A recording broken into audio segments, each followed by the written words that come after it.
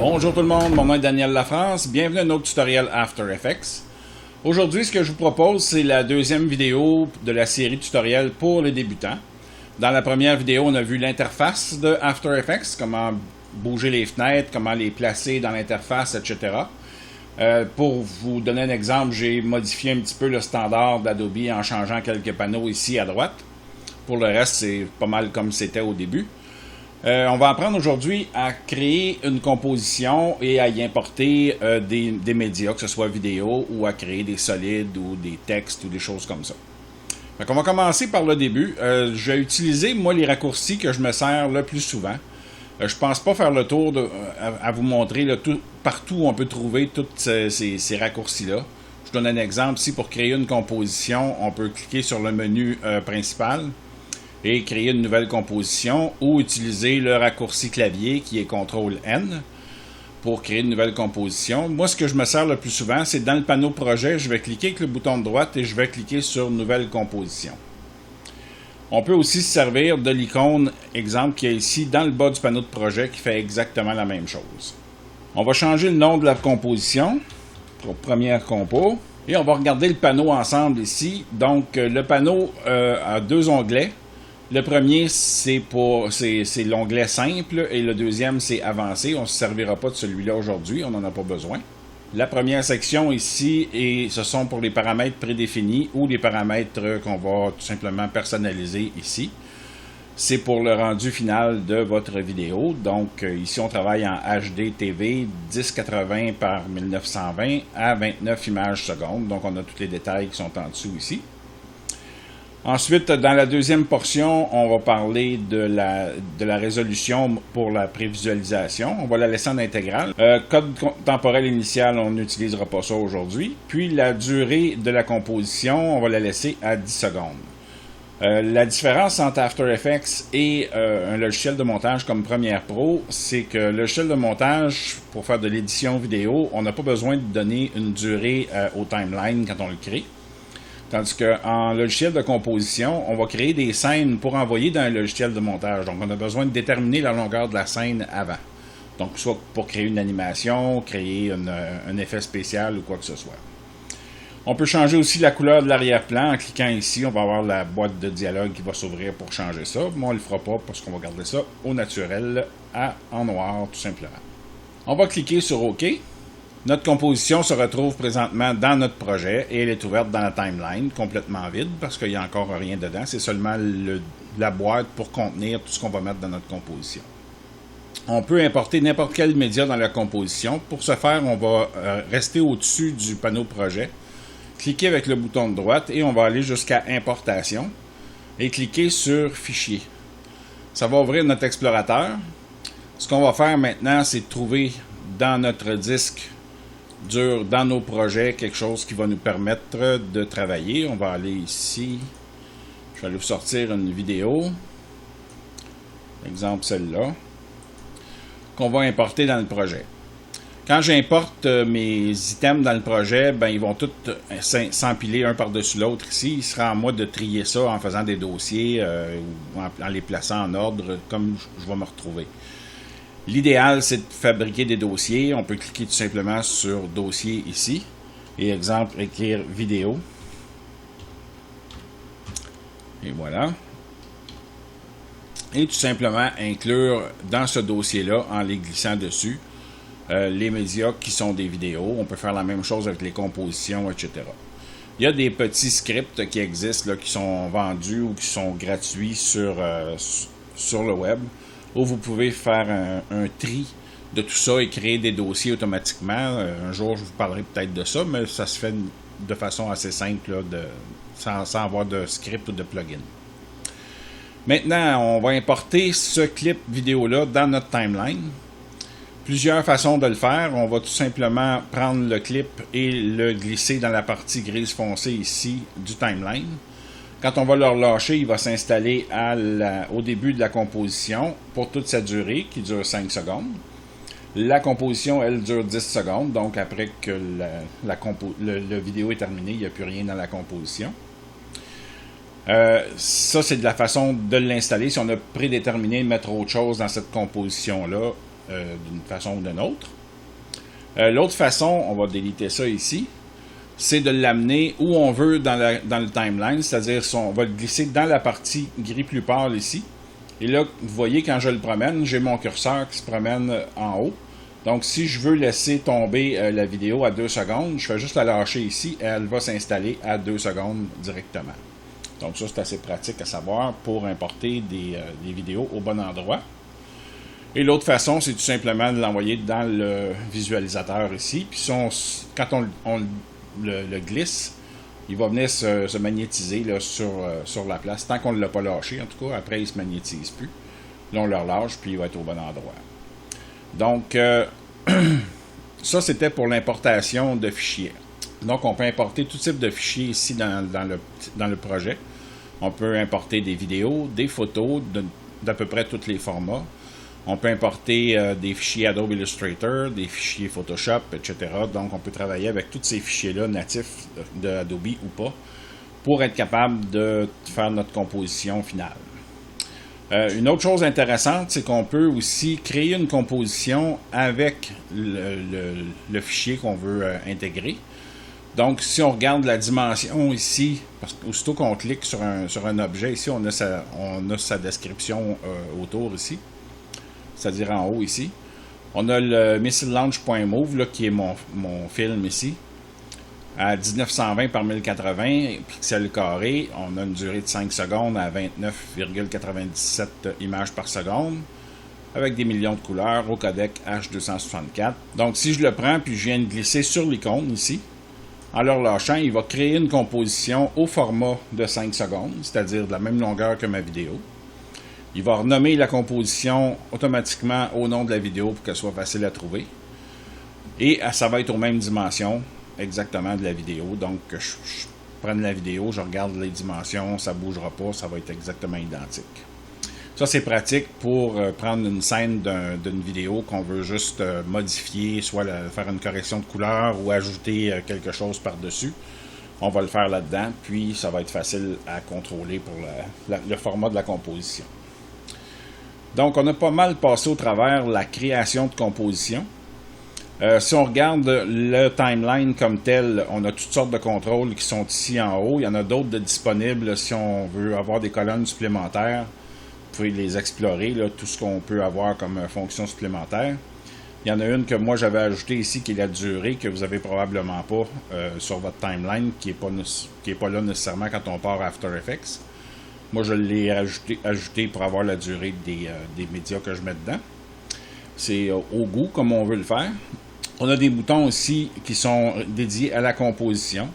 Donc, si on veut appliquer, exemple, le Motion Blur sur un média, on va tout simplement l'activer sur le média et sur la composition pour, s'il y a un mouvement avec le média comme tel, on va pouvoir le voir à l'écran. On va voir ça un peu plus tard dans d'autres vidéos qui vont nous parler d'animation. Maintenant, on a les propriétés. Quand on met une vidéo ou un média dans notre timeline, on a les propriétés ici qu'on peut ouvrir avec le petit triangle qu'il y a là. Donc, dans une vidéo, on a les propriétés de transformation qu'on peut ouvrir et les propriétés audio. Donc, on peut avoir le signal audio ici de notre vidéo. On peut ajuster le niveau du volume, etc. Et dans les propriétés ici, bon, on a le point d'ancrage, on a la position, on a l'échelle, on a la rotation, puis l'opacité.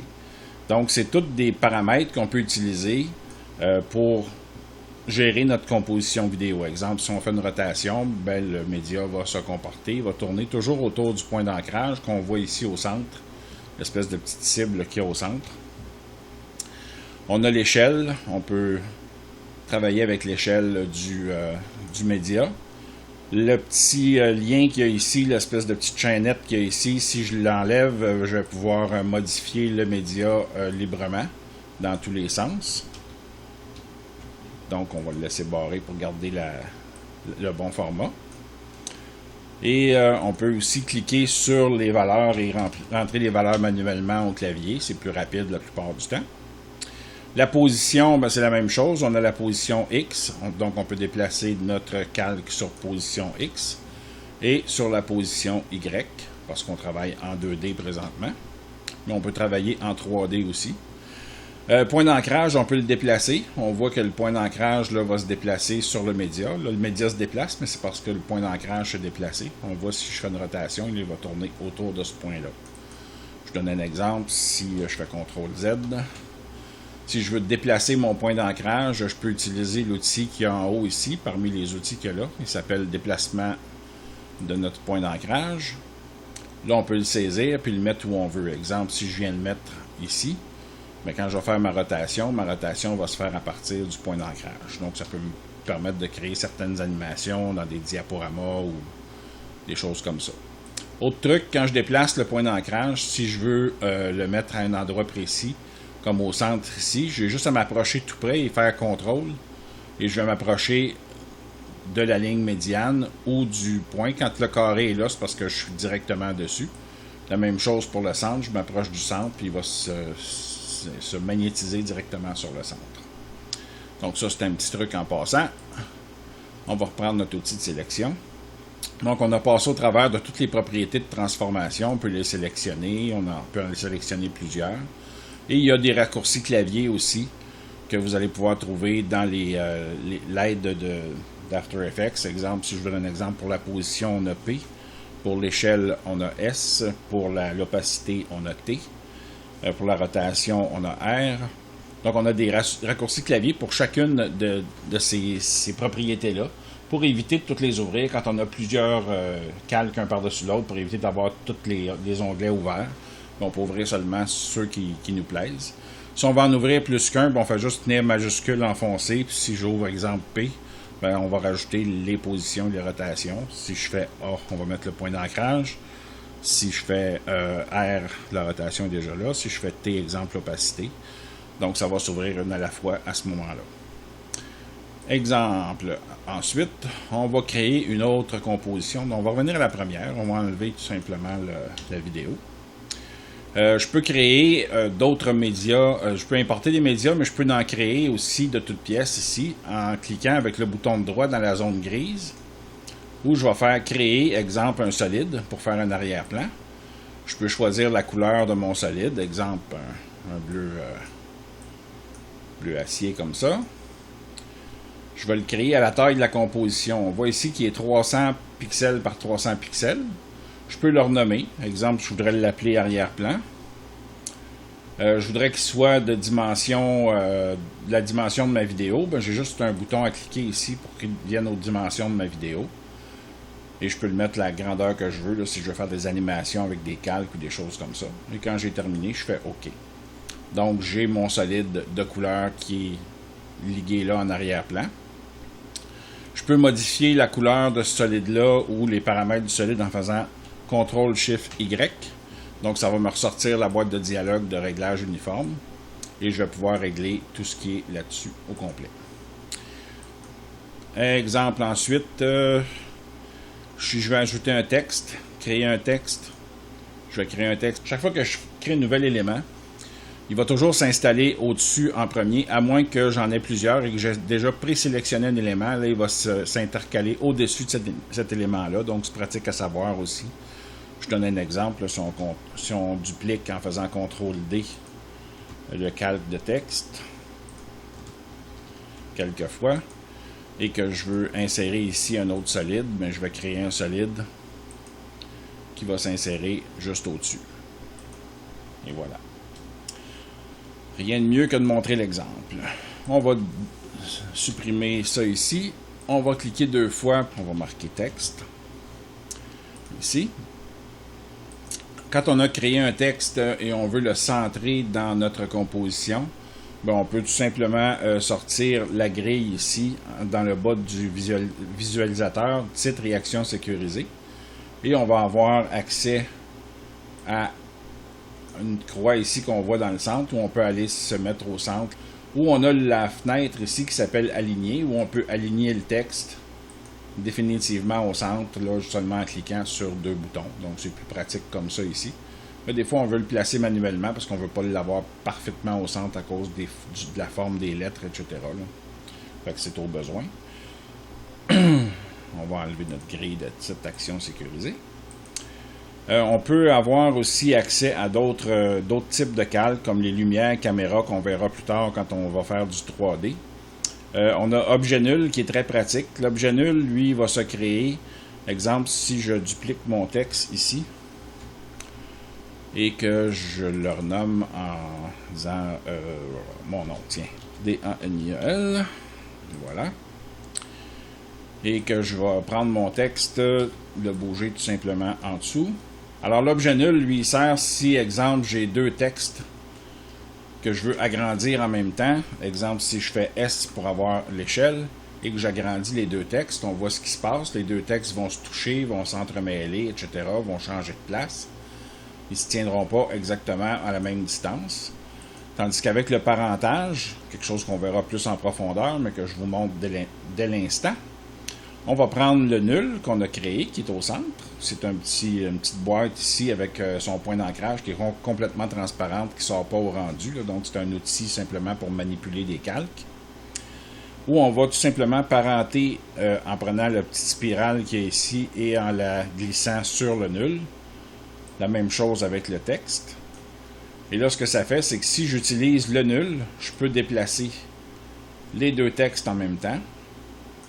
Et je peux aussi agrandir, exemple, si je prends la propriété échelle du nul et que je l'agrandis, ben là, je vois que mes deux textes vont s'agrandir ensemble. Très pratique, là, dans, exemple, un logo que j'ai créé ou qui m'a été fourni par un client qui a plusieurs pièces, puis que je veux animer, mais qu'ensuite je veux grossir, ben je vais tout briser l'animation si je ne contrôle pas ça avec un nul. Donc, c'est un outil qui est assez pratique à connaître. On peut créer ensuite un calque de forme. Si on crée un calque de forme ici, ben il ne se passera rien. Comme on peut le voir, il ne s'est pas passé grand-chose. Parce que le calque de forme a besoin de contenu pour fonctionner. Qu'on peut ajouter par ici. Ça, j'ai fait déjà un tutoriel sur les calques de forme. Je vais en faire un autre pour les débutants dans les prochaines semaines. On va tout simplement le supprimer. L'autre façon d'obtenir un calque de forme, c'est avec l'outil qui est ici, l'outil rectangle. Si on le maintient avec notre souris en fonction, on peut avoir accès aux autres formes. Exemple, si je prends une ellipse ici, ben là, j'ai mon contour, mon fond va être blanc, mon contour va être rouge. Donc, si je fais ça ici, je peux ajouter à un calque de forme des contours, ce que je ne peux pas faire avec un solide. Je ne peux même pas avoir de cercle avec un solide, à moins de mettre un masque. Donc, on peut manipuler différentes formes avec ça et on a tout accès au contenu. Après ça, on a ici l'ellipse. On a le tracé de l'ellipse, on a le contour, le fond, puis on a aussi d'autres transformations strictement pour ça. Donc, on pourrait avoir plus qu'un cercle dans le même calque de forme et animer les deux indépendamment. Donc, c'est assez puissant comme outil, le calque de forme aussi. Et pour la suite, on a le calque d'effet. Le calque d'effet, lui, va permettre... Là, je vais juste remonter un petit peu pour aller faire la sélection, parce que vous ne le verrez pas dans l'écran. Donc, on a le calque d'effet. Le calque d'effet, lui, si je le mets au-dessus de tous les calques, ben, les effets que je vais mettre dessus vont avoir une influence sur tous les calques qui sont en dessous. Je vais prendre un exemple, là, disons une teinte, que je vais aller appliquer sur le calque d'effet. Ben, tout ce qui va être en dessous va changer de couleur parce que j'ai changé une teinte. Donc, tout ce qui est foncé est devenu noir, tout ce qui est clair est devenu blanc. Donc, toute mon image est devenue en noir et blanc parce que mon calque est au-dessus de tout ça. Exemple, si je m'en vais en dessous du calque de forme, ben, je vais voir réapparaître les couleurs qu'il y a autour du calque de forme. Donc, si je veux faire un effet sur certains calques qui ont besoin du même effet, ben, c'est l'outil à utiliser. Donc, ça nous fait pas mal le tour de la création de nos compositions avec l'insertion de différents médias dedans, que ce soit au niveau du projet là, où on a nos compositions, notre vidéo, etc. Vous voyez, le dossier de solide s'est créé par lui-même. Donc, si je veux être conséquent, je vais tout simplement créer des dossiers ici. On va l'appeler compo, celui-là. Donc, ça me permet de prendre mes deux compositions qu'il y a ici. Juste les deux compositions. On va faire CTRL au lieu de majuscule.